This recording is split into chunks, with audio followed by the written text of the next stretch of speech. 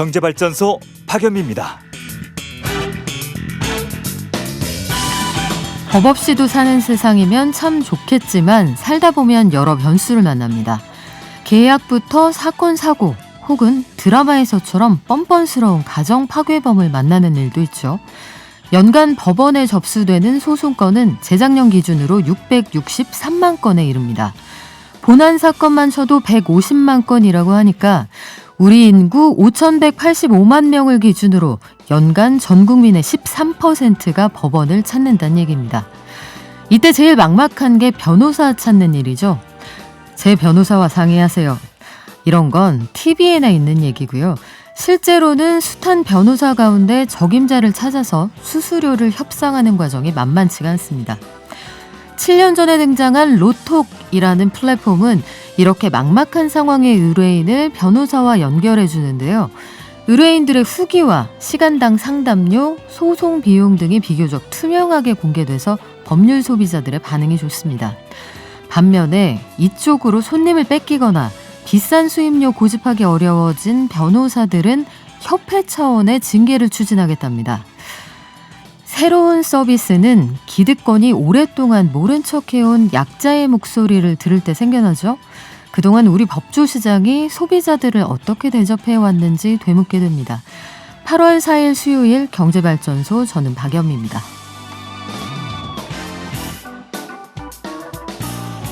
오늘 10분 경제에서는 3기 신도시 등 수도권 신규 택지 일반 공급이 오늘부터 사전 청약을 시작하는데요. 자격부터 일정까지 자세한 내용 알려드리겠습니다. 그리고 그럴 줄 알았는데 역시 그렇군요. 간편식 비빔라면, 짜장라면 달고 짜고 살찐다고 합니다. 한 개를 먹어도 일일 영양성분 반이 훌쩍 넘는다고 하는데 고민되네요. 전기차 그리고 국내 자동차 시장도 어디까지 와 있는지 한번 점검할 때가 됐죠. 수요일마다 진행하는 핫픽 플러스도 준비되어 있는데요. 오늘은 척척 박사 강정수 박사와 함께 메타버스에 관해서 최신 이슈 업데이트 해드릴게요. 페이스북도 이제 메타버스에 올라타겠다고 했고 재개장한 싸이월드도 이 메타버스에 관심이 있다고 하네요. 마지막으로 알아봅시다. 남녀노소의 사랑을 듬뿍 받고 있는 밀키트 시장. 집밥의 시대에 이 밀키트 시장 어디까지 와 있는지 중앙일보 백민정 기자와 알아보겠습니다. 그럼 증시 갈까요? 키움증권의 한지영 연구원 연결돼 있습니다. 안녕하세요. 네, 안녕하세요. 네, 중국도 장이 안 좋았고 미국도 지금 델타 변이 확산 문제가 심각한데 일단 뉴욕 증시는 올랐군요. 네, 맞습니다. 그래서 델타 변이 확산이 그래서 뭐 어쩔 건데 라는 일종의 소환 모드로 받아들이는 것 같아요. 그렇습니까? 네, 그리고 또 월요일에 발표된 제조 지표 부진에 대한 뭐 여진이 미국 증시 어제 장 초반에 하락 압력을 가했지만 이렇게 델타 변이 확산에 대한 반응이 과도했다는 인식 속에 뭐 타이슨 푸드 등 같은 일부 기업들의 호실적 소식도 AMD, 애플과 같은 대형 테크주들이 향후 실적 더 좋아질 거다라는 기대감들이 이렇게 시장의 불안을 달래면서 미국 증시의 반등세를 연출했다라고 볼 수 있습니다. 그렇군요. 국내에서 가장 많은 개미주주들을 보유하고 있는 주식이 아닐까 싶은데 삼성전자 어제 13일 만에 8만 전자가 됐거든요. 이대로 계속해서 9만 전자, 10만 전자 가는 건가요? 뭐 결론부터 말씀을 드리면은 갈 수는 있는데 지금은 약간 너무 들떠 있지는 말자라는 좀 말씀을 먼저 드릴게요. 네. 그래서 어제 같은 경우 중국 증시 하락하면서 우리나라 증시도 전반적으로 좀 밀리는 모습을 보였는데 그래도 이제 삼성전자랑 SK 하이닉스 반도체 업종이 그 증시를 상승 견인했습니다. 그래서 뭐 일각에서는 이제 킹도체라고 하면서 이제 본격적으로 간다라고 이야기를 하는데 일단은 최근에 반도체 주가가 부진했던 거는 크게 두 가지로 나눠서 볼 수가 있습니다. 그래서 반도체 이제 업황에 대한 둔화 우려 이것도 있고 또 다른 하나는 거시 경제상 즉 그 대외 불확실성 측면이 강하다라고 볼 수가 있습니다. 왜 반도체랑 대외 불확실성이랑 연관지어서 생각하냐라고 의문을 가질 수가 있는데 이거는 우리나라 증시 시가총액에서 반도체 업종 시가총액이 거의 30% 가까이 차지를 하게 됩니다. 따라서 사실상 반도체는 우리나라 증시라고 볼 수 있고 이거는 한국 반도체 업체들이 감당해야 되는 숙명이라고 생각을 하고 있어요. 그렇게 되다 보니까 외국인 투자자들을 중심으로 거시경제 불확실성을 빌미로 해서 그 우리나라 증시 비중을 축소하는 과정이 최근에 있었습니다. 그리고 그 과정에서 가장 피해를 봤던 업종들이 반도체 업종들이었는데 어제 같은 경우 반도체가 이렇게 급등했던 거는 그동안 너무 많이 우리가 비워놓은 것이 아닌가, 외국인들 입장에서 이러한 인식으로 일종의 빈집 수급이 들어왔다라고 볼 수가 있다라고 저는 생각하고 있습니다. 빈집에 그래서 들어왔다. 네네. 네, 맞습니다. 그래서 아직까지는 대외 불확실성이 해소되지 않았던 만큼 반도체주가 본격적으로 이제 바로 9만 전작, 8월 달에 9만 전작 한다, 이렇게 보기는 어렵고요. 이제는 바닥을 다지고 올라오는 구간이다라는 정도로만 받아들이시면은 괜찮다라고 생각하고 있습니다. 네, 아직까지 지나치게 들뜨지는 말아라. 요거 새기고 넘어가야 될 것 같은데 미국 얘기 좀 해볼까요? 지난 7월 31일부로 미국 의회에서 국가부채 한도 협상에 실패했습니다. 예를 들어서 국가부채 한도가 10만 원이다. 그러면 지금 미국은 이미 10만 원 넘는 빚을 지고 있다 이 얘기잖아요. 네네. 미국 정부 운영이 이 협상에 실패하면 중단되는 상황인데 비상조치를 통해서 한 2, 3개월 버틴다고 해도 요거 돈 다 떨어지기 전에 의회가 합의를 못하면은 어떻게 되는 거예요? 예, 일단 합의를 못하면은 진짜 정부의 문을 닫아야 되는데, 그런데 지금 시국이 여전히 코로나 시국인 만큼 아직까지도 미국도 경기 회복세가 많이 필요합니다. 더 나아가서 인프라 투자 등 추가 부양책 재원을 마련하기 위해서 합의는 이끌어낼 것으로 전망을 하고 있지만 이 향후 남은 2, 3개월 동안 이 돈이 소진되는 이 3개월 기간 동안에는 정치 노이즈, 정치 소음이 계속해서 증시에도 있을 것으로 저는 바라보고 있는 이러한 상황이에요. 그리고 또 하나는 최근에 미국의 10년물 금리를 비롯해서 장기물 금리가 많이 내려왔었는데 이거는 부채 한도 문제로 인해서 미국 정부가 더 이상 미국 국채를 발행할 수 없다 보니까 일종의 국채 시장에서도 미국 국채가 품귀 현상이 일어나면서 금리가 하락한 측면이 있었습니다. 그래서 지금도 여전히 부채 한도 협상을 하지 못하고 있는 만큼 한 2, 3개월 동안에는 미국 금리의 변동성이 좀 확대될 가능성을 열어놓을 필요가 있다라고 보고 있어요, 저는. 네, 우리 증시는 어떻게 출발했나요? 예, 그래도 미국 증시 강세의 훈풍과 또 반도체에 대한 기대감에 힘입어서 지금 삼성전자, SK하이닉스가 1에서 2%대 강세를 보이면서 코스피도 0.2%대 상승세를 보이고 있고요. 오늘 대형주 중에서 눈에 띄는 종목은 지금 보니까 신성장 사업에 대해서 물적 분할이 유행인 것 같은데 SK이노베이션이 그 2분기 영업이익이 예상보다 굉장히 잘 나왔다는 소식이 있었지만 이 배터리 사업 부분을 분사한다는 이러한 소식이 SK이노베이션의 주가를 부정적으로 만들면서 지금 마이너스 4%대 흐름을 보이고 있습니다. 아, 그렇군요. 지금까지 키움증권의 한지영 연구원이었습니다. 방송 끝날 때 다시 만날게요. 고맙습니다. 네, 감사합니다. 저희 방송 중에 샵 0951로 문자 주시면 한 분 선정해서 녹용 선물 세트 드립니다. 짧은 문자 50원, 긴 문자 100원이고요. 당첨된 분들 홈페이지에서 알려드릴게요. 깨어있는 경제발전소. 매일 아침 9시 경제를 이해하는 똑똑한 습관. 경제발전소 박연미입니다. 크로드 518님, 저희 자주 오시는 식구시죠? 와, 타다 갈등하고 비슷하네요 해주셨습니다. 네, 거의 정확하게 구도가 맞아 떨어지는 것 같은데 이후에 전개됐던 상황들이 좀 미진했잖아요. 결국은 타다가 지금 호출 플랫폼을 운영을 하고 있는 상황인데 요게 플랫폼이 시장에 진출하게 하되 사회에 기여할 수 있는 방법을 좀 찾도록, 예컨대 법률을 이용하기 어려운 취약한 소비자들 좀 지원할 수 있게 기금을 조성한다든지 아니면 기여할 수 있는 방법을 좀 찾아주면 좋지 않을까요? 그런 생각도 해보게 되네요. 매일 아침 쏟아지는 경제 뉴스, 아침에 10분만 투자하면 충분히 따라잡을 수 있습니다. 10분 경제. 오늘부터 3기 신도시 수도권 공공택지의 일반 공급 사전 청약이 시작이 됩니다. 앞서서 특별 공급 접수가 한 번 있었죠. 일반 공급 대상자들 제일 궁금해하는 질문들 정리해봤고요.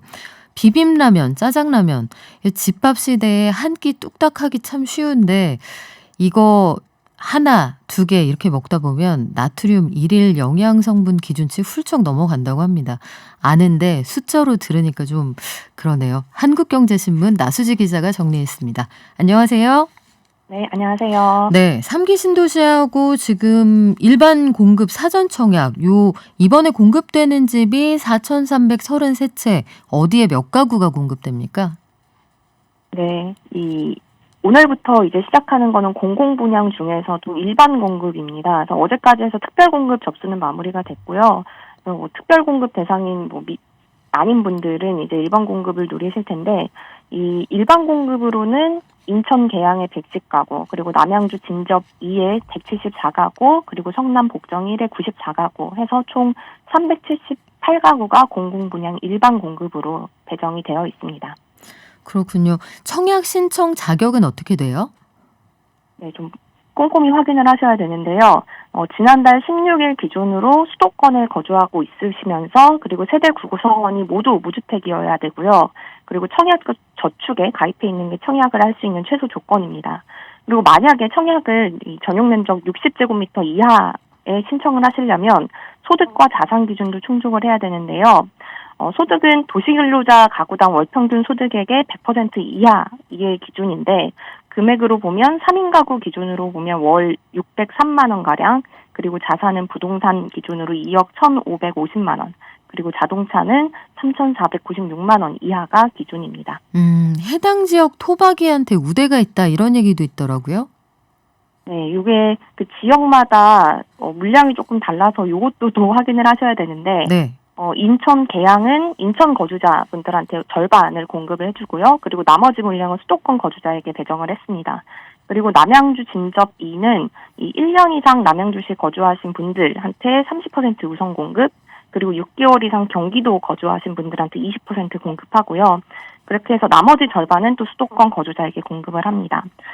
성남 복정 1은 2년 이상 성남시 거주한 분들한테 모두 공급을 하기로 했는데 이게 예를 들어 보면 남양주시에 1년 이상 거주하셨다라고 하면 30%가 풀리는 남양주시 우선 공급에 먼저 지원을 하고, 그리고 여기서 만약에 떨어지면 자동으로 경기도 거주자 대상 공급에서 한 번 더 추첨이 되고요. 그리고 여기서도 떨어지면 또 수도권 거주자 대상에서 또 추첨을 할 수 있어서 이게 3번의 기회가 있는 거거든요. 그러니까 해당 지역에 오래 산 분들한테 굉장히 유리한 것이고, 다만 좀 유의하셔야 될 점은 이 해당 지역 거주 요건을 계산할 때 이 연속으로 거주한 기간을 따지셔야 됩니다. 네. 이사했다가 다시 전입을 하면 이 마지막에 이사 오셨던 그 기간부터 거주 기간을 계산을 하니까요. 이 점을 잘 따지셔서 해당 지역 대상인지 아닌지 좀 살펴보셔야겠습니다. 아, 내가 이 동네에 20년 살았는데 서울에 잠깐 살다 다시 왔어요. 이런 게 안 된다는 얘기군요. 네, 그렇죠. 일반 공급도 1순위, 2순위 이렇게 청약 일정이 다를 텐데 1순위하고 2순위 기준이 어떻게 달라지나요?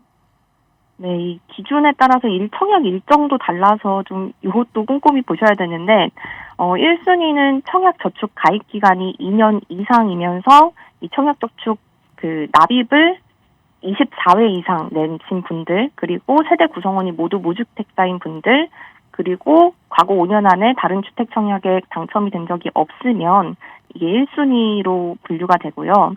이 같은 1순위 중에서도 요건에 따라서 청약 일정이 좀 다릅니다. 네. 먼저 앞서 말씀드린 이 해당 지역에 거주하는 분들, 그리고 그 중에서도 무주택 기간 3년 이상, 그리고 청약저축 납입금액 600만 원 이상이시면 오늘 청약을 하시고요. 네, 해당 지역 거주자지만 앞서 말씀드린 그 무주택 기간 3년, 그리고 청약저축 600만 원, 여기에 해당하지 않는 분들은 내일 청약을 하시면 됩니다. 그리고 1순위 중에서도 이 해당 지역이 아닌 그냥 수도권 거주자분들은 6일에서 10일까지 청약을 하시면 되고요. 이 1순위에 해당되지 않는 2순위 분들은 11일에 신청을 하시면 됩니다. 네, 스스로 일정하고 요거 좀 챙겨보셔야겠네요. 그리고 요즘 집밥 드시면서 한 끼 정도는 가볍게 우리가 시쳇말로 때우자 할 때 라면처럼 쉽게 손이 가는 음식이 없는데 그럴 줄은 알았습니다만 나트륨 함량이 참 높다고요? 네, 이 한국 소비자원이 국물이 없는 라면들 있잖아요. 짜장라면, 비빔라면, 네. 볶음라면, 이런 라면들의 품질, 그러니까 얼마나 영양 성분 담고 있는지 이런 거를 조사를 했는데 가장 많이 팔리는 15개 제품의 평균 포화지방 함량이 1일 영양성분 기준으로 포화지방은 53%, 그리고 나트륨은 61%가 함유된 걸로 나타났습니다. 비빔라면 사실은 한 개는 조금 적어서 2개 먹는 분들도 많으실 텐데 이렇게 네. 2개 먹으면 하루에 먹어야 될 포화지방과 나트륨 기준치를 모두 넘겨버리는 거죠. 그래서 소비자원은 뭐 이게 일반 라면과 달리 일반 라면은 국물이 있으니까 국물을 안 먹으면 나트륨을 좀 덜 먹을 수 있는데 이런 비빔라면은 국물 섭취량을 조절을 할 수가 없기 때문에 좀 나트륨 함량 조절할 수 있도록 사업자들이 노력을 해야겠다.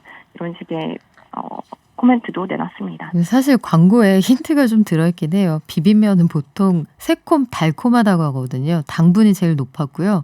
이 볶음면은 맵다고 하잖아요. 제일 맵다 이렇게 나왔습니다. 그치만 보통 1.5개가 국룰이 아닐까 이런 생각도 해보는데 요거 좀 유의하셔야겠어요. 건강 위해서는. 지금까지 한국경제신문의 나수지 기자였습니다. 고맙습니다. 네, 감사합니다.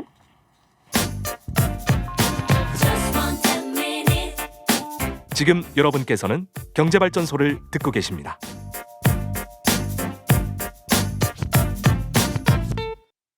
네, 이번에 로톡 그리고 변협 간의 갈등이 타다 갈등과 비슷하네요, 똑같네요 하는 의견과 그거 똑같진 않습니다. 이런 의견 많은데요. 결국 큰 틀에서 보면 기존에 해오던 서비스와 플랫폼을 중심으로 한 보다 저렴하고 좀 정보가 투명하게 공개되는 서비스 사이의 갈등인데 요거 법무부가 중재한다고 하고 소비자 선택권을 늘려주겠다라고 하는데 요 어떻게 정리가 될지 좀 지켜봐야겠습니다. 그리고 지금 터키하고 우리 배구가 시작됐군요. 4307님 지금 터키하고 우리나라 배구 시작돼서 봐야 되는데 경제발전소 때문에 공부 시간을 빼먹을 수 없으니 내가 TV는 음소거로 귀로는 라디오 듣고 있습니다 하셨어요. 이렇게 현명할 때가 이게 바로 솔로몬의 지혜 아닐까요? 자, 저는 자동차 시장 정리하러 한번 가보겠습니다. 자동차 시장이 사실상 전기차 중심으로 빠르게 재편되고 있는데 테슬라의 독주를 막기 위해서 우리 기업들도 맹렬하게 추격하고 있는 상황입니다. 지금까지 어떤 상황이 전개되고 있을까요? 권용주 국민대 겸임교수 연결해 알아보죠. 안녕하세요. 네, 안녕하세요. 네, 올해 상반기에 국내 자동차 판매 지난해보다 줄었다고 하는데 반면에 수입차나 전기차 좀 비싼 차들은 많이 팔린 모양이네요. 상반기에 모두 92만 4천 대가 국내 판매가 됐는데 이게 전년하고 비교하면 2.6% 줄어든 겁니다. 좀 유의 깊게 봐야 될 것은 제조사별 점유율이에요. 네. 현대자동차가 42.6%로 0.4% 증가했고 기아자동차는 30.7%로 변동이 없습니다. 반면에 한국 GM, 쌍용차, 르노, 삼성자동차가 모두 하락했죠. 이에 반해서 이제 수입차는 점유율이 16.3%를 기록했는데 이게 전년 대비해서 무려 15.2% 증가한 겁니다. 15%요? 그렇죠. 그 중에서도 이제 독일 브랜드의 국내 자동차 시장 점유율이 처음으로 10%를 넘었어요. 이 얘기는 현대기아차 대 독일차 구도가 형성되는 중이고 최근에 그 소득 양극화에 의한 수요 고급화 확대, 그다음에 캠핑 같은 코로나로 인한 국내 여행 증가도 좀 고급차 판매에 요인이 됐다라고 분석을 하고 있는 거고요. 근데 이제 제가 보는 건 표면적으로 이렇게 분석을 하는데 네. 이게 코로나 때문에 나타난 현상은 아닙니다. 그러니까 이전부터 뚜렷하게 나타난 징후예요. 네. 그러니까 왜냐하면 독일 고급차에 대항하기 위해서 현대기아차가 지속적으로 새로운 차종을 투입을 했지 않습니까? 그 영향을 국내 나머지 3사가 받는 겁니다. 그러니까 약체인 국내 3사 점유율이 현대기아차로 흡수되고 현대기아차 소비자가 일부 수입차로 넘어가는 거죠. 그렇군요. 이게 국내에 있는 소형 제조사들 맞으라고 날린 펀치가 아닌데 수입차들은 다 피해갔다 이런 얘기가 되는 셈인데요. 내수시장 점유율 1위 현대차가 올 들어 처음으로 역성장을 했습니다. 코로나19 이후에 사실은 가파른 판매 증가세를 보이다가 하반기 첫 달에 역성장했다. 요건 왜 그렇습니까? 우리가 지난 5월인가 6월에 한번 연결했었죠. 네. 그때 우리 반도체 얘기했었잖아요. 그랬었죠. 그 여파가 계속 미칠 것이다. 수급이 계속 안 된다. 그렇죠. 그러니까 이게 뭐 시장이 안 좋아서 그런 게 아니고 생산 자체를 많이 못했습니다. 반도체 때문에. 그러면 일단 급한 불부터 꺼야 되잖아요. 네. 그러니까 급하게 공급이 밀려 있는 곳에 우선 공급을 해주다 보면 그만큼 다른 쪽에서는 공급이 좀 부족해서 실적이 줄어드는 현상이 나오죠. 실제로 현대차 같은 경우에는 지금 전기차 생산 라인을 열심히 도입을 하고 있는데 여기에 따라서 뭐 일부 공장이 좀 중단된 경우도 있었고 전반적으로 생산을 많이 못해서 만들어진 현상이다. 그게 이제 시장에서 공급되는 대수로 보면 조금 줄어들었으니 이거 뭐 무슨 일이 있나라고 하는 건데 전반적으로 큰 문제는 없다고 보시면 되고요. 반면에 이제 기아차 같은 경우에는 지금 국내 판매가 상당히 좀 괜찮은 편이어서 별다른 영향을 받지 않았고요. 전반적으로 보면 그렇게 보시면 됩니다. 친환경차 쪽으로 시장이 급격하게 전환이 되니까 네. 친환경차 생산을 준비하느라고 다른 차를 많이 못 만든 거예요.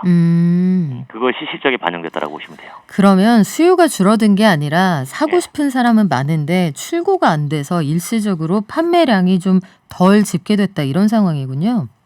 실제로 그렇죠. 지금 전기차 같은 경우에는 주문해도 4개월 뒤, 5개월 뒤 얘기하고 있어요. 그렇죠. 현대차의 전기차 모델은 국내에서 지금 올해 안에 인수할 수 있을지 없을지도 알 수 없다 이런 분들 많더라고요. 그게 왜 그러냐면 지금 배출가스 규제가 강한 지역이 유럽입니다. 그럼 유럽도 마찬가지고 우리도 마찬가지고 배출가스 총량 제도라는 게 있어요. 네. 그러니까 한 해 판매되는 전체 자동차가 대체 배출가스 얼마나 많이 배출하는 거야 라는 거를 계산해서 평균량을 내리는 겁니다.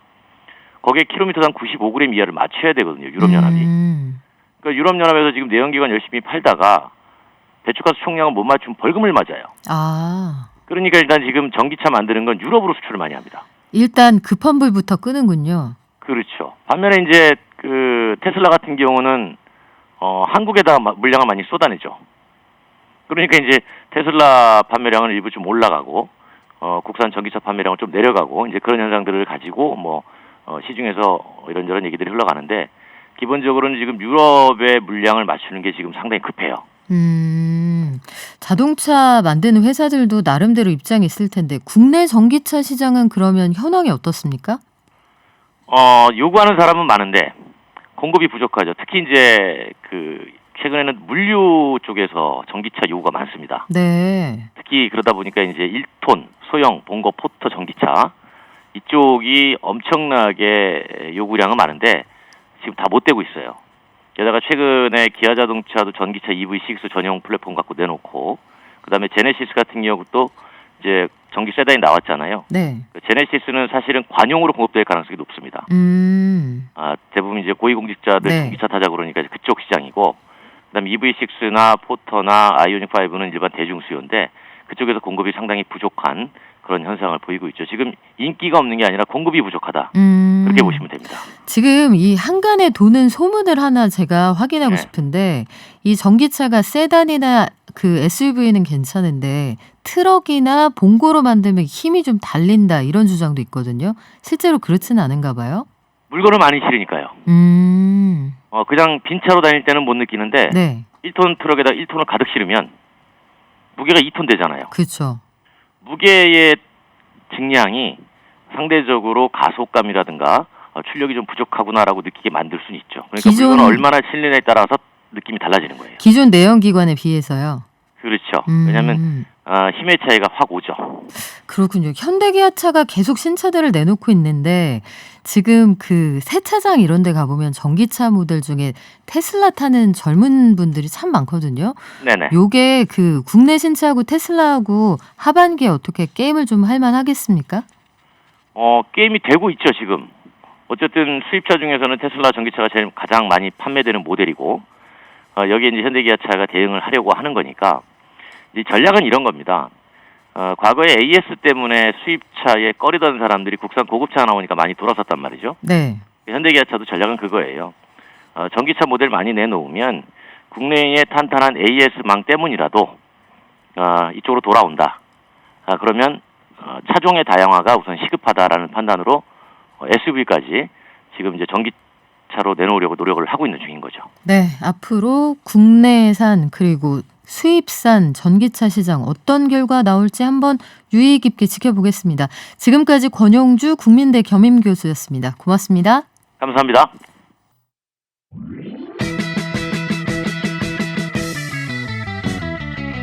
발빠른 경제발전소. 경제발전소 박연미입니다에서는 여러분의 소중한 의견을 받고 있습니다. 짧은 문자 50원, 긴 문자 사진 문자 100원, 샵 0951 또는 TBS 앱을 통해 받습니다.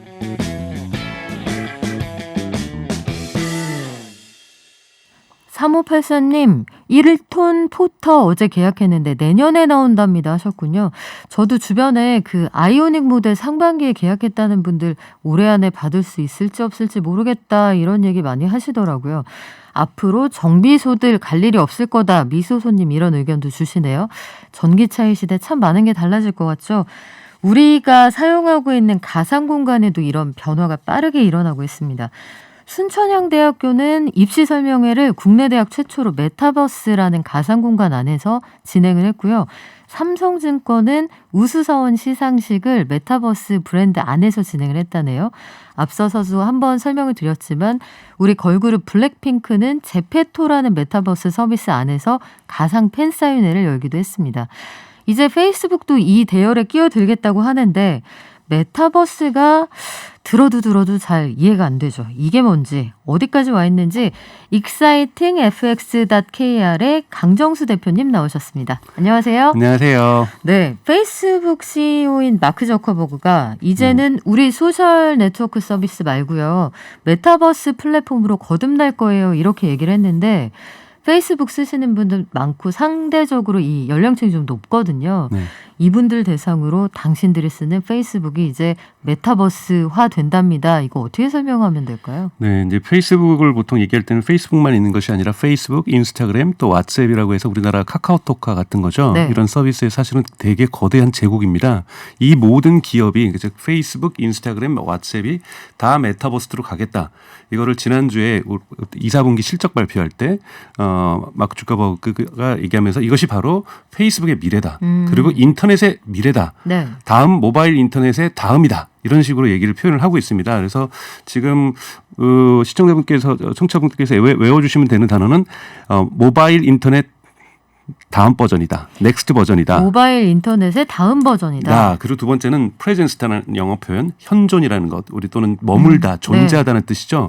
내가 보는 것이 아니라 이제는 내가 인터넷 안에서 존재한다. 나라는 존재만 존재하는 것이 아니라 나의 친구들, 나의 가족들, 나의 직장 동료들, 마을 사람들, 주변 친구들이 다 그곳에 프레젠스한다. 즉 내가 뷰잉, 보는 것만이 아니라 내가 그 안에 들어간다. 그리고 내가 거기 머문다. 뭐 이렇게 이해하시면 메타버스를 가장 쉽게 이해할 수 있고 지금 많은 기업들이 달려들어가는 것을 이것을 주커버그 얘기했던 넥스트 스텝이다. 넥스트 버전이다. 우리의 다음 모바일 인터넷의 다음 스마트폰의 다음은 바로 메타버스다. 이렇게 얘기를 하고 있는 거거든요. 그래서 우리는 어마어마한 투자를 한다. 뭐 이렇게 얘기를 하고 있고 또 이제 논쟁이 되는 것은 월스트리트 같은 데 있는 이 증권의 투자자들 같은 경우는 도대체 메타버스는 얼마나 투자 가치가 있는 것인가에 대한 지금 갑론을박들이 또 한참 지난주부터 지금 이번 주까지 진행되고 있습니다. 그러니까 저는 여기 출근을 해 있는데 메타버스라고 불리는 하나의 가상의 공간에는 제가 또 들어가 있는 거네요. 그렇죠. 들어가 있으면서 친구들과 모임에 나갈 수도 있는 거고 갑자기 불러가지고 회사 사람들하고 회의도 잠깐 하러 갔다 올 수 있는 거고 그리고 친구들하고 잠시 쉬는 시간에는 가족들하고 잠깐 인사도 할 수 있는 거고 뭐 이러한 공간이 되는 거죠. 자녀들이 어디서 놀고 있으면 잠깐 10시 15분에는 나랑 만나야지. 우리 그 공간에 다들 모여. 아빠도 오고 다 와. 이렇게 해서 한번 만날 수 있는 이런 그 공간 속에 우리가 프레젠스, 존재하고 머무는 것 이것이 가장 큰 특징입니다. 지금까지는 인터넷이라는 건 스마트폰을 열어서 화면을 보면서 소비하는 뷰잉 이런 부분들이 강했다라면 메타버스는 프레젠스가 강하다. 이 부분만 좀 외워주셔도 이해하는 데 도움이 됩니다. 아, 그렇군요. 자꾸 가상 공간, VR, AR 이런 좀 다 또 많이 이해하시는 거죠. 사실 가상 공간이라는 거는 인터넷 자체가 가상 공간이거든요. 우리가 리얼 현존이 있는 거고 가상 공간이 있기 때문에 자꾸 저것도 사실은 메타버스예요. 저것 다 딱지 붙이기 나름이거든요. 침 바르기 나름인데요. 그렇다고 해서 뭐 다 그렇게 이해하려면 한도 끝도 없고 더 이해가 안 갑니다. 그래서 이제는 좀 더 진화된 형태로 스마트폰 다음으로 오고 있는 것. 이렇게 보시면 될 것 같습니다. 싸이월드의 그 입체 버전 이 정도로 기억하면 될까요? 네, 그래도 되죠. 네. 근데 그곳에서 은행도 갈 수 있고 쇼핑도 할 수 있고 네. 그러니까 실제 모든 서비스가 그 안에 다 같이 프레젠스. 들어간다고 보면 그러니까 은행도 되는군요. 그것에서 프레젠스 하는 네. 거고 존재하는 거고 정부도 그 안에 프레젠스 하는 네. 거고 저희 회사 동료들도 그곳에 프레젠스 하는 거죠. 오호. 그러니까 제가 가서 찾아가서 만나면 되는 거죠. 이게 약간 모여봐요 동물의 숲을 인간계로 최대치로 확장해 놓은 이런 느낌도 드는데 넥스트 모바일 인터넷의 후계자 이게 그러면 스마트폰 지금 우리가 사용하는 이 전화기로 다 들어갈 수 있는 세상인 거예요? 아니면 근본적으로 디바이스의 교체를 원하는 세상인 거예요? 그거는 사실 기업들마다 사실은 메타버스의 의미는 이제 시작된 겁니다. 그 의미는 앞으로 생각해보세요. 20년 전에 또는 10년 전에 스마트폰은 이럴 거야. 처음에 스마트폰 나왔을 때 아이폰 나오고 갤럭시 나왔을 때 막 휴지말이 막 게임하면서 이것이 새로운 세상이다 막 그랬는데 네. 지금 스마트폰을 할 수 있는 것은 그 당시 10년 전 처음에 아이폰 나오고 갤럭시 나왔을 때하고 하늘과 땅 차이거든요. 상상도 못한 일이 그렇죠. 벌어지고 있죠. 메타버스도 마찬가지예요. 기술이 펼쳐질 세계는 이제 저희가 상상하기 시작한 겁니다. 그러면 이것이 메타버스를 정의하는 게 되게 어렵다라는 거죠. 그래서 기본적인 특질 우리가 그것에 현존한다라는 것만 하면은 그 안에서 은행이 어떤 모습으로 다가올지 지금의 모습으로 다가올지는 저는 알 수 없는 거거든요. 그곳에서 직장 동료와 제가 어떻게 회의할지도 지금으로서는 상상할 수 없는 겁니다. 제가 거기서 진짜 아바타의 모습을 할지 진짜 3D로 저의 얼굴이 실사가 돼가지고 영원히 늙지 않는 모습으로 나타날지 그건 정말 알 수 없는 거거든요. 네. 그래서 근데 분명한 것은 스마트폰 플러스 알파가 분명하게 존재할 거라는 겁니다. 그렇기 때문에 기업이 달려들고 있는 거예요. 왜? 페이스북 그 주커버기 인터뷰할 때 그 얘기를 했거든요. 사실 스마트폰의 탄생과 함께 페이스북이 나타났었다. 그러다 보니 스마트폰의 발전에 우리는 아무런 기여를 못하고 우리는 종속 변수였다. 아, 그러니- 기계가 지원하는 사양대로만 할 수 있었다. 그렇죠. 그러다 보니 우리는 끌려다녔다. 그래서 우리가 지금 AR, VR 이런 데 많이 투자하고 메타버스에 많이 투자할 거다. 이게 뭔 뜻이냐면 지금 스마트폰 세계는 사실 애플과 구글이 지배하고 있잖아. 그렇죠. 지배하고 있다. 페이스북 입장에서는 왜요? 지금 카카오톡 입장에서도 마찬가지고 게임 회사들도 마찬가지고 로블록스도 마찬가지고 포트나이트도 마찬가지인 게 매출에 아이템 팔면은 30%는 구글하고 애플이 가져가요. 쟤네들 우리가 보기에는 쟤네들 아무것도 안 할 것 같은데 자리값을 받아가는 30%씩 거죠. 다 네. 가져가고 있고 갑자기 개인정보 정책 바꾸겠다 그러더니 광고 그 정보를 모아서 광고해야 되는데 그 정보도 못 모으게 하고 이거는 뭔가 조사자는 이 세계 스마트폰의 세계의 지배자는 알고 보니 애플과 구글인데 페이스북은 거기에 종속되니 자존심 상한다라는 거예요. 그래서 우리가 엄청난 돈을 투자해서 넥스트 버전 만들 건데 인터넷에 그걸 우리가 주인할래. 이 뜻도 분명하게 그 인터뷰에서 명시적으로 구체적으로 밝히고 있습니다. 그러니까 이 부분들이 기업이 달려들고 있는 이유고 지금 앞다퉈 달고 있는 것은 그래 그럼 페이스북은 달리면 안 되지. 이번 주에 마이크로소프트의 나델리 CEO가 뭐라 그랬냐면 우리는 비즈니스계의 메타버스가 될 거야. 우리는 이 클라우드 망해서 비즈니스의 메타버스 뭔지 저도 잘 모르겠어요. 비즈니스의 그게 메타버스는. 뭔지 잘. 그러니까 다들 뭐냐면 기업들이 지금 다 네. 깃발 꽂기 시작하는 겁니다. 네이버도 제페토의 성공을 네. 크게 맛보면서 그래 우리 가상 메타버스로 가는 거야. 가상세계 하니까 사람들이 별로 신기하지 않고 어려워하지 않네. 다 이해해버리네. 메타버스 MMO 하잖아. 처음 들어본 말이니까 이렇게 네. 얘기하면 뭔가 있어 보일지도 몰라 라고 하지만 어쨌든 여기가 새로운 시장이고 먹을거리가 있다고 본다는 얘기인데 네. 가상현실을 우리가 느낄 수 있는 대표적인 장치가 퀘스트 헤드셋? 며칠 전에 기사를 보니까 요거 쓰고선 5,000명 이상이 피부에 문제가 있다고 호소를 해서 페이스북이 리콜했다 이런 소식도 있었어요. 근데 어쨌든 페이스북은 메타버스에 이렇게 대규모 투자를 하기로 했고 게임 회사들도 메타버스에 달려가고 있죠. 네, 네. 게임 회사 가기 전에 잠깐 VR sickness라고 해가지고 네. 그 VR 병이라고 합니다. 그러니까 그런 부분들은 전 기술적으로 그것 때문에 VR이 못 간다는 아니라 보지만 많은 도전이 돼요. 왜냐하면 거기서는 우리가 한번 메타버스 생각해보죠. 제 다리는 그 안에서는 걷고 있어요. 네. 근데 내가 그러는 거죠. 너 걷고 있대. 근데 실제로 제 다리는 안 걷고 있거든요. 앉아있죠. 이런 데서 오면서 이 메스꺼움이라든지 울렁증이라는 것들이 많은 사람들에게 지금 나타나고 있습니다. 뇌가 착각을 하면서 발생하는 그렇죠. 현상이군요. 꼭 우리가 UI나 UX 얘기할 때 이렇게 손으로 지금 오큘러스 끼면 손으로 움직이거든요. 그렇죠. 꼭 손이 좋은 건 아닌데 손을 좀 해줘야 울렁증이 좀 덜해진다는 거예요. 아, 그러니까 거기서 뭔가 가만히 있는데 나가 걷고 있는 것보다 내가 가만히 있는데 라켓이 움직이는 것보다는 그래 내 손이라도 라켓 한번 해주고 덜 어색하죠. 덜 어색하게 네. 만들어주기 위해서 자꾸 몸동작, 손동작을 집어있는 것이지 반드시 몸동작을 하니까 신기하게 라켓이 움직이는 건 아니라는 거죠. 그것은 뇌와 나의 육체 간에 있어서의 동질감들을 만들어주기 위한 하나의 이 트릭이죠. 이런 부분들이 이제 VR에서도 많이 되고 있는 거고요. 마찬가지로 게임도 VR의 세계로 들어가려고 하고 있습니다. 근데 그 전 단계인 건 뭐냐면 다 이제 과거처럼 게임은 나 혼자 하지 않거든요. 친구들도 거기 들어와 있고 그렇죠. 또는 들어와서 하는 사람과 제가 친구가 되는 거거든요. 그러다 보니까 나의 아이덴티티가 필요합니다. 게임에. 그러다 보니까 아바타가 만들어졌고 아바타만 만들어지면 뭐예요? 거기다 아이템도 좀 있어야 되잖아요. 서부용 모자를 쓸 수도 있는 거고 그쵸. 선글라스 하나 낄 수도 있는 거고 인벤토리에 막 채워 넣고 싶죠. 그렇죠. 그러면서 뭔가 꾸미기 시작하는데 문제는 그게 돈 주고 또 팔리기 시작하더라는 거예요. 네.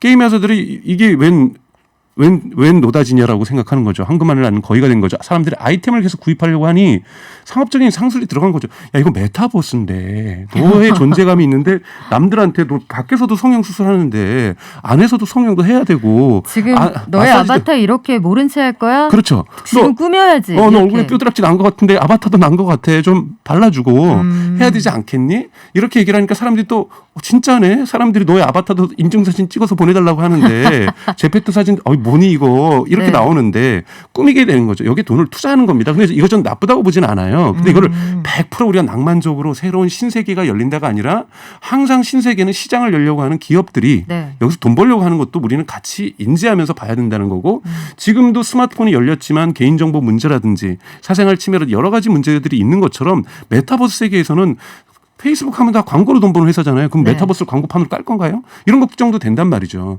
게임에서 사실 전 게임 되게 좋아하고 좋습니다. 그런데 거기에서도 어느 정도의 절제할 수 있는 모습들 만들어줘야 되는데 가상세계 속에서 이러한 메타버스 공간에서 또는 VR을 끼면서 하는 게임에서도 반드시 이 세계가 옳다라고 얘기하면 할 수는 없는 거죠. 하지만 무한한 가능성들이 존재하고 있기 때문에 여기에 다양한 의미를 부여할 수 있기 때문에 아주 다양한 기업들이 지금 메타버스를 자기 사업으로 이제 가져오기 시작하는 거고 게임에서 이런 부분들이 가장 많이 일어납니다. 게임이 가장 접근하기 쉬운 나의 정체성, 게임하는 강정수, 게임하는 박유민 기자 이런 식의 게임하는 속에 있는 정체성이 있기 때문에 그 정체성이 있다라는 것은 사유하는 것에도 우리가 철학책을 하고 독서를 하는 것처럼 네. 그리고 그럼 그런 것들도 필요하고요. 그리고 내가 옷을 사 입어야 되는 거고 나의 건강을 유지해서 뱃살을 빼야 되는 것처럼 그 아바타도 나름대로 그 공간 속에서 삶을 살아가야 되기 때문에 거기는 삶을 살아가는 데는 돈 들어가는 거거든요. 다이어트를 오프라인에 박연미도 하고 그 가상 공간에 박연미도 해야 된다고 생각하니 갑자기 암담하다는 생각도 듭니다만 전 세계 어린이들이 뭐 온라인 놀이터로 생각하는 로블록스라는 게임이 있잖아요. 네. 여기 로벅스로 그 아이템들 사들이지 않습니까? 이 메타버스를 마케팅 수단으로 이용하고 있다 이런 얘기도 있네요. 네, 로블록스의 지금 기업 가치가 약 450억 달러입니다. 이 450억 달러는 포드 자동차 수준보다 넘어선 거거든요. 포드 자동차는 100년 된 기업이에요. 100년 된 기업이 올해 상장된 기업한테 밀리기 시작하는 거죠. 그러다 보니까 도대체 진짜로 이렇게 가치가 있는 것인가에 대한 논쟁도 있습니다만 요즘 이 테크 기업들의 기업 가치야 과거의 전통 기업하고 비교할 수는 없죠. 그런데 처음에는 이 CEO가 메타버스라는 단어를 안 썼어요.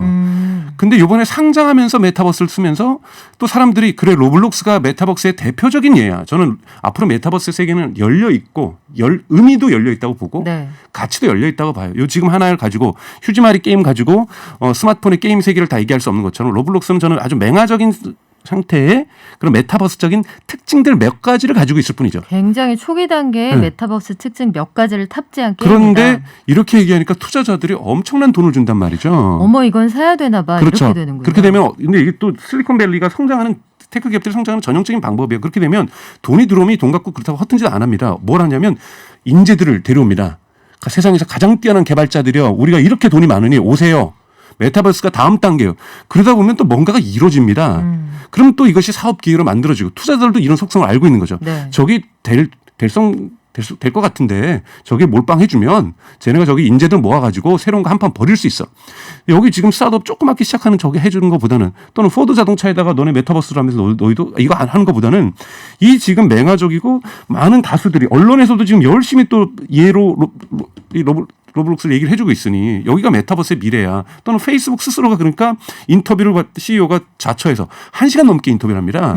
팟캐스트를 한 거를 사실 이제 텍스트로 풀어놓은 건데 네. 1시간 넘게 한 기자하고 단독 인터뷰를 하면서 우리는 메타버스로 가. 내가 어렸을 때부터 메타버스가 꿈이었어. 막 이렇게 얘기하면서 그거 아닌 것 같은데. 네. 그럼 주가가 올라갑니다. 그렇죠. 주가가 올라가고 그 투자한 그 금액으로 다시 선순환시켜내는 이 실리콘밸리의 전형적인 방법이고 그런 부분에서 메타버스가 상업적으로 이용되고 있다라고 비판하는 사람들도 지금 대단히 많습니다.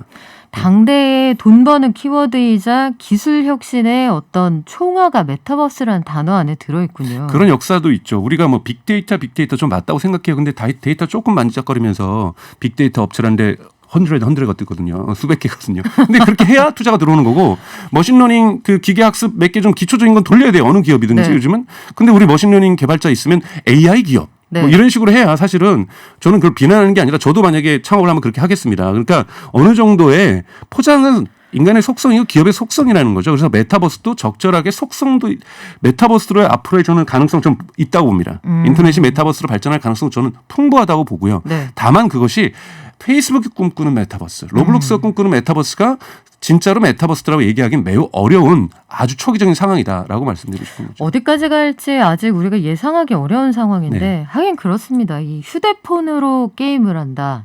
스트리트 파이터 하던 저희 세대는 오락실 가서 이 100원 넣고 하거든요. 그 생각하면 뭐 상상하기 어려운 상황인데 이게 마크 저커버그가 예견한 것처럼 메타버스가 모바일 인터넷의 후계자가 되려면 무엇보다도 기술적인 한계를 극복하는 게 급선무겠네요. 기술적인 한계를 극복해야 되는 것도 있지만 정부의 역할들도 있습니다. 원래 정부. 인터넷이라는 인터넷이라는 것을 네. 처음 탈퇴할 때도 미국 정부나 프랑스 정부들이 이제 관여를 했었고 네. 그리고 월드 와이드 웹도 스위스에 있는 학자들이 만들어냈던 것처럼 그 왜 그러냐면 제가 제페토 하다가 페이스북의 메타버스로도 이동할 수 있어야 돼요.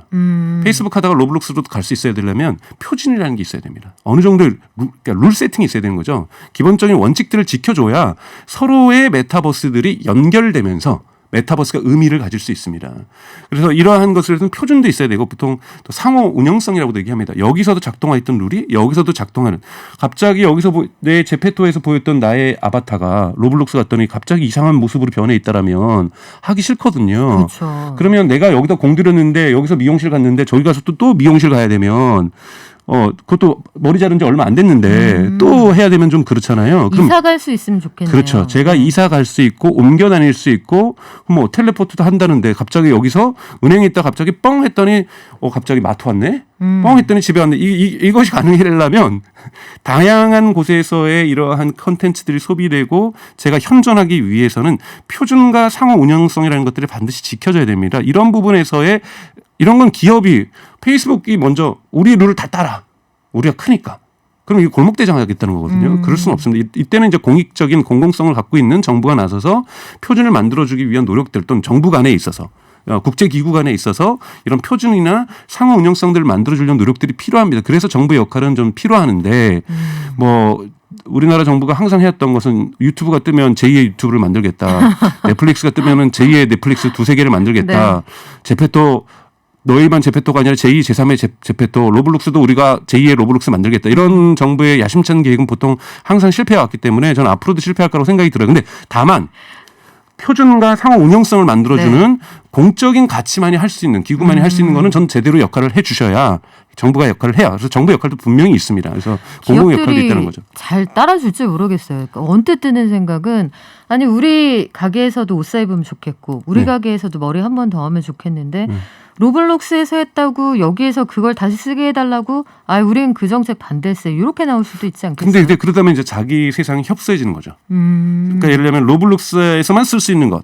그러니까 예를 들면 지금도 애플과 아이폰과 갤럭시 또는 뭐 안드로이드 폰에 이러한 호환성이 항상 충돌하는 거잖아요. 운영체계. 네, 여기 있었던 걸 저 일로 옮겨갈 수 없고 제가 카카오톡 쓰다가 사실은 메신저 서비스는 어딘지 쉽게 옮겨갈 수 있거든요. 왜 위챗이나 왓츠앱을 못 쓰겠어요. 근데 여기서 샀던 수많은 이모티콘들을 저기서는 못 쓴다고 생각하니 이사를 못 가는 거거든요. UI의 가치죠, 사실은. 그렇죠. 그러니까 이 락인 이펙트라고 해서 잠금 효과라고 하죠. 적절한 잠금 효과는 필요해요. 그런데 아예 못 쓰게 한다. 로블록스에 썼던 아바타는 화려하게 꾸며놨는데 내가 제페토 왔더니 애가 다 벌거벗었어. 아무것도 없어. 그러면 여기 하기 싫거든요. 그럼 다른 데 가야겠다 이렇게 생각할 수 있겠네요. 하다 보면 두 군데 정도까지 투자할 수 있어요. 또 세 군데도 투자할 수 있어요. 근데 4개, 5개, 6개, 7개는 재정적인 한계도 있고 쉽지 않거든요. 이런 부분에서의 이러한 상호 운영성들을 마련해준다면 최소한 예를 들면은 아주 특이한 아이템들은 각자 사야 되지만 샤워를 한다든지 미용을 한다든지 피부 관리를 한다 뭐 이런 기초적인 것은 뭔가 공동으로 해줄 수 있는 그러니까 저도 이 기초가 무엇이 될지 아직 모르겠어요. 온 세상이 메타버스 안으로 들어간다고 생각하면 네. 그곳에 방송국도 있겠네요. 그렇죠. 그렇죠? 네, 팟캐스트도 있을 거고요. 라디오도 있을 겁니다. 그래요. 여러 가지 생각이 드는데 우리 상상력에 한계가 없는 만큼 기술 발전 속도도 정말 끝없이 펼쳐나가는 그런 생각이 듭니다. 정부도 아마 메타버스가 대체 뭔지 이게 손에 잡히지 않기 때문에 지금 여러 가지 생각을 하고 있을 텐데 요거 그 싸이월드 재개장하고선 싸이월드 얘기 많이 하시거든요. 네. 싸이월드가 메타버스의 표준을 보여줄지도 몰라 이런 기대가 있는데 요 마지막으로 짧게 네, 싸이월드는 당연하게 그럴 가능성이 충분히 갖고 있습니다. 싸이월드의 그 미니미, 추억의 미니미 그리고 미니룸 이런 부분들이 사실은 가상 공간의 가장 대표적인 것이었고, 근데 다만 2D였던 거지만 대단히 한국적인 문화적인 어떠한 긱스럼도 표현되었던 거거든요. 어쩜 저렇게 조그만 것이 돌돌돌돌 돌아가기도 하고, 돌돌 점프도 하고, 울기도 하고, 웃기도 하고. 풀어지면 벽 보고 앉아요. 그리고 감정 표현이 되잖아요. 그렇죠. 이런 부분에서 사람들이 느꼈단 말이죠. 그걸 뭐 세컨드 라이프에서는 3D로 만드는. 저는 굳이 3D, 2D가 중요하지는 않거든요. 여기에 미니룸에 제가 현존하는 거예요. 거기에 제 친구들이 놀러 오는 거고 파도를 타던 뭘 하던 놀러 올 수 있다는 부분에서 대단히 중요한 기초적인 메타버스의 개념들을 싸이월드는 좀 만들었다고 생각이 들어요. 근데 그 상상력이 제가 초반에도 말씀드렸지만 그 의미는 계속 붙여나가는 겁니다. 그러니까 과거의 의미에만 머무는 것이 아니라 여기서 어떠한 의미들을 추가적으로 만들 수 있을 것인가가 중요한 거죠. 거기서 놀아줘서 내 방만 놀러 왔다가 은행도 갈 수 있어야 되고요.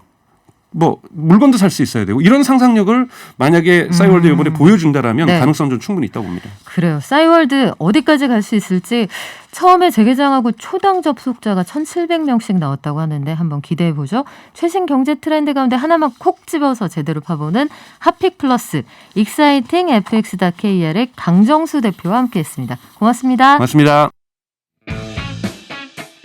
깊이 있는 경제 발전소. 시민과 함께 공부하는 경제 시사 프로그램 경제발전소 박연미입니다. 아마 주부님들 중에는 밀키트를 만나고 새 세상을 만났다 이런 분들 많으실 거예요. 집밥 삼시세끼 시대에 1인 가구뿐만 아니라 우리 맞벌이 가구들에게도 정말 유용한 게 밀키트인데 이게 쉽게 말하면 반조리 식품입니다. 뭐 그 비닐봉투 이런 데 밀폐가 돼서 끓이기만 하면 되거나 잠깐 굽기만 하면 되거나 이런 것들인데 이 밀키트 시장에 뛰어드는데 대기업들이 굉장히 속도를 내고 있다고 하네요. 어떤 내용인지 중앙일보의 백민정 기자와 알아보죠. 안녕하세요. 네, 안녕하세요. 네, 코로나19가 이렇게 오래 갈 줄 몰랐습니다. 사실은 지금쯤이면 마스크 벗을 줄 알았는데 한동안 더 갈 것 같아요. 가정 간편식 시장이 그 사이에 폭풍 성장했다고요? 네, 그렇다고 합니다. 작년에 그 코로나19 감염증이 시작됐는데 지금 말씀하신 대로 올해까지 계속 이어지고 있죠. 그러면서 가정 간편 시장이 전반적으로 다 커졌는데요. 가정 간편식은 흔히 말하는 뭐 저희가 말하는 햇반이나 핫도그부터 요즘 마트에서 많이 사실 텐데요. 뭐 각종 냉동 볶음밥 그리고 미역국, 설렁탕처럼 국물 요리까지 되게 종류가 다양해졌잖아요. 그 한국농수산식품유통공사에 따르면 이 가정 간편식 시장이 2019년 말 2조 원대 정도 형성을 했는데 지금 코로나가 본격화한 작년에 4조 원대로 2배 가까이 커졌다고 합니다. 굉장히 빠른 성장 속도인데 요새 대형마트가 보면은 왜 그 전에는 이런 밀키트가 와서 데우기만 한 거지 네가 만든 거 아니잖아. 보통 이런 요리였지만 아예 원재료가 들어가 있는 그런 즉석 요리 제품도 굉장히 많더라고요. 맞아요. 보통 이거를 이제 가정 간편식 중에서도 밀키트라고 부르는 건데요. 이제 식사를 뜻하는 밀이랑 세트라는 뜻의 키트가 이제 결합된 걸 이제 말해서 밀키트라고 부르기 시작했죠. 그 요리에 필요한 아까 말씀하신 대로 식재료들 다 들어가 있고 양념, 그 조리법들이 세트로 들어가 있어서 이제 바로 이제 그 열을 가해서 데우거나 가열만 하면 되는 그런 요리들이죠. 근데 이제 이 밀키트 같은 경우는 대부분 이제 그 신선한 식재료가 들어가기 때문에 3, 4일 내에 이제 먹어야 된다고 해서 이제 가정 간편식 중에서도 신선한 가정 간편식이다 이렇게 부르기도 하고요. 어쨌든 가장 요리에 가깝기 때문에 가정 간편식 중에서는 가장 진화한 버전이라고 보시면 됩니다. 그러니까 말씀하신 대로 햇반이나 뭐 핫도그 이런 거랑은 좀 차원이 다른 요리에 가까운 제품이기 때문이죠. 그래서 보통 식품업계에서는 그런 그 1세대 이제는 가정간편식을 그런 초기 햇반과 핫도그, 냉동만두 이런 거를 그렇게 부르고 그 다음에 이제는 여러 이제는 각종 뭐 국물 요리나 볶음밥 이런 돈가스까지 다양해진 거죠. 그리고 요즘 밀키트는 아까 말씀하신 대로 수산물, 뭐 고기들, 채소 이런 것들이 다 들어가 있어서 이젠 뭐 정말 부대찌개라든지 뭐 그런 해물탕이라든지 이런 것들로 이제 요즘은 굉장히 다양해진 거죠. 네, 요새 보면 밀키트가 그래서 성취감도 좀 느끼게 하는 게 요알못들 계시잖아요. 나는 요리 몰라요 하는데 요대로 딱 그냥 끓이기만 하면 되도록 돼 있거든요. 이렇게 하면 내가 만든 건 아니지만 내가 만들어낸데 맛있는 것과 같은 만족감도 좀 느낄 수가 있고요. 캠핑 네네네. 가시는 분들도 캠핑용 밀키트 많이 챙겨가시더라고요. 네, 맞아요. 아까 말씀하신 대로 거의 요리다 보니까 그 캠핑 가시는 분들 특히 수요가 이젠 좀 많은 것 같아요. 캠핑 수요가 뭐 최근에 굉장히 네. 많이 증가를 했잖아요. 그 밀키트 비중이 그래서 아까 이제는 가정간편 시장이 전반적으로 2배 이상 커졌는데도 그 아직 밀키트는 비중이 작기는 해요. 대기업도 아직 이제 막 본격적으로 뛰어들기는 전인데 작긴 하지만 굉장히 성장세가 가파릅니다. 2017년만 해도 밀키트는 한 20억 원 정도 규모였는데요. 네. 지금 작년에 1,880억 원까지 성장을 했습니다. 그러니까 3년 만에 거의 시장 규모가 100배가량이나 이제 커진 거죠. 3년 만에 100배요. 그렇죠. 그러면 분명히 기업들 입장에서는 이 시장 된다. 이 확신해가지고 들어가는 분위기가 조성이 될 텐데 네. 홈쇼핑에 뭐 유명한 셰프의 무슨 스테이크 이런 거 많이 봤습니다. 근데 네네네. 최근에 보면 신세계하고 네이버가 이제 온오프라인 합작 비즈니스 모델로 지역 명물 먹거리를 밀키트 상품으로 개발해서 이마트에 파는 방식 이걸 네네네. 도입했다고 하는데 이거는 구체적으로 뭘 어떻게 하겠다는 거예요? 아까 말씀하신 대로 지금 밀키트 시장은 좀 중견 기업들이 좀 주도를 하고 있는데요.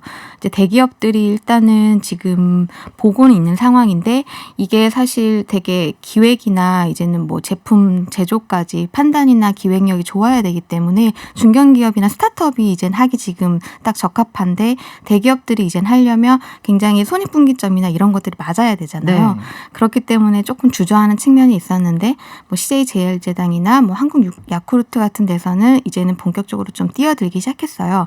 그 중에 이제 유통사 중에서는 이제 이마트가 좀 적극적으로 이제 행보를 보이고 있는데 얼마 전에 신세계그룹이랑 네이버가 온오프라인 합작 비즈니스 모델을 내놨잖아요. 그게 첫 상품이 이제 밀키트였어요. 이제는 좀 뭔가 협력을 하면서 가장 손쉽게 할 수 있고 좀 효과를 빨리 볼 수 있다라고 생각을 해서 밀키트를 고른 것 같은데요. 이 어쨌든 그 네이버에서는 지금 푸드윈도에서 이렇게 다양한 이제는 소상공인들의 이제 명물 먹거리들을 판매를 하고 있거든요. 한마디로 뭐 우리 지역 맛집들을 네. 이제는 거기서 밀키트로 만들고 있는데 이마트가 어쨌든 그 피코크라는 자체 PB 브랜드의 약간 노하우가 있기 때문에 그런 것들을 발굴을 해서 조금 메뉴를 좀 더 업그레이드 한다든지 그래서 자체 이제는 피코크란 브랜드를 달고 이마트에서도 팔고 또 네이버에서도 또 다른 상품으로 만들어서 이제 팔면 서로 이제 윈윈할 거다라는 판단을 한 것으로 보입니다. 그래요. 우리가 휴가철에도 휴가 가기 어렵고 이런 상황에 만약에 집에서 부산의 명물 돼지국밥 이런 걸 받아서 먹을 수 있다 이렇게 생각하면 소비자 후생이 확 올라갈 것 같은데 자영업자분들은 네. 또 생각이 좀 다르실 수도 있을 것 같고요. 앞으로 시장 변화상 저희가 한 번 더 모시고 중간중간 업데이트 해드리겠습니다. 네, 지금까지 감사합니다. 중앙일보의 백민정 기자와 함께했습니다. 고맙습니다. 네, 감사합니다. 증시 가볼까요? 키움증권의 한지영 연구원 나와 있습니다. 나와 계시죠? 네, 나와 있습니다. 네, 지금 시장 어때요? 네, 아침 상승했을 때랑 비슷하게 지금 코스피가 0.2에서 0.3%대 상승세를 보이고 있고요. 삼성전자랑 SK 하이닉스도 지금 1%대 강세를 보이면서 우리나라 증시 상승을 견인하고 있습니다. 그리고 오늘 눈에 띄는 업종은 국내 코로나 확진자 수가 1,700명대로 다시 늘어났다라고 나왔는데 지금 여행, 항공, 레저 이쪽 관련 업종들 이른바 코로나 피해 업종들이 오히려 주가가 급등을 하고 있는데 이렇게 그래요? 급등을 보이는 배경은 네. 여기서 상황이 더 나빠지겠나 이제 더 이상 이 주가도 많이 싸졌다라는 인식에 지금 이쪽으로 저가 매수세가 유입되고 있는 것으로 보입니다. 바닥을 쳤다 이렇게 보는군요. 맞습니다. 오후장에는 특별히 변수가 있을까요? 예, 오후장에는 이제 아무래도 중국 증시의 흐름에 주목을 해야 되는데 어제 국내 증시가 약간은 취약한 모습을 보였던 것도 중국 게임 산업 규제를 포함해서 전반적인 중국 정부 리스크가 있었는데요. 그 영향이 고려하면은 오늘도 중국 증시 흐름이 우리나라 증시에도 영향을 줄 것이기 때문에 오늘은 중국 증시도 같이 챙겨보시는 게 좋다라는 말씀을 드리고 싶습니다. 네, 지금까지 키움증권의 한지영 연구원이었습니다. 고맙습니다. 네, 감사합니다. 오늘 의견도 많이 주시네요. 공수천님, 싸이월드가 재개장했어요 하셨는데요.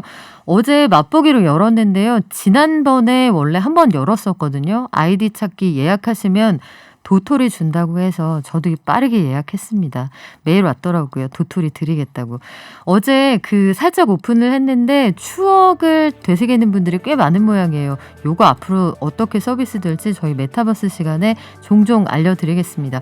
그리고 예장동아씨님 이름만이라도 불러주세요 하셨는데 아유 저희 늘 감사히 기억하고 있고요. 오늘 1등 688 하나님이십니다. 내일 올게요. 발전.